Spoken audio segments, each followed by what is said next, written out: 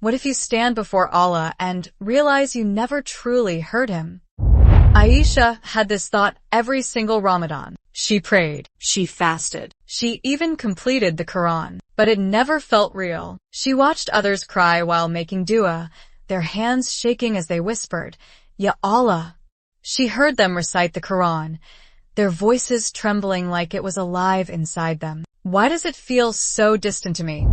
She sighed, sitting on her prayer mat. The last 10 nights of Ramadan, she was here again, the night of destiny, the night when the Qur'an first came down. And yet, as she looked at her own Qur'an resting beside her, she felt nothing. But tonight everything was about to change. The house was silent. Her family had gone to sleep. It was just her, a dim lamp, and the Qur'an in front of her. She opened it and started reading, page after page. Nothing. She massaged her forehead. Why does my heart feel so empty?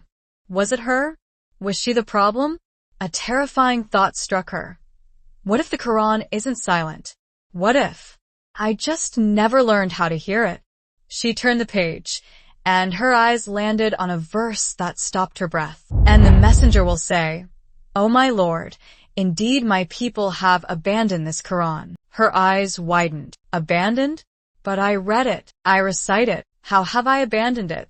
She kept reading, her fingers trembling. Do they not reflect upon the Qur'an? Or are their hearts locked? A cold shiver ran down her spine. Hearts locked. She read the ayah again, and then it hit her, not as instant understanding but as a haunting question. Ya Allah, have I only been reading but never reflecting?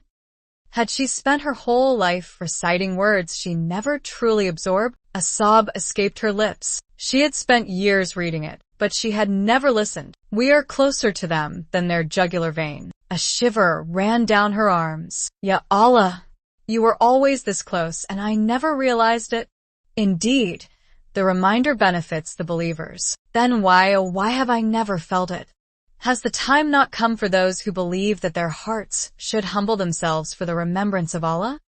She stared at the ayah. Her heart pounded. Has the time not come?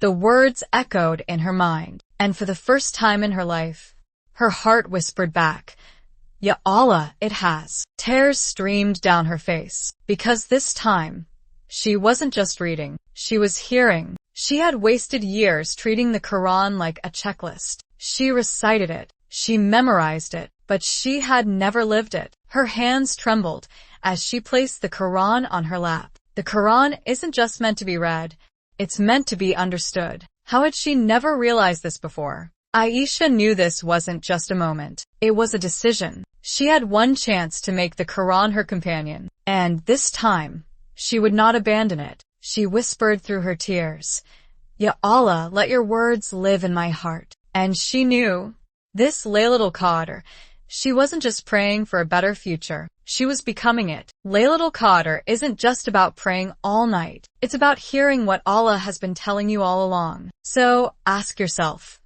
have you been reading it but not listening? Have you been searching for answers everywhere, except in His words? Because tonight can be different. Tonight, read with your heart, not just your eyes. Tonight, stop rushing because every ayah is meant for you. Tonight, listen because Allah has been speaking to you all along. And maybe, just maybe, tonight is the night the Qur'an finally opens your heart.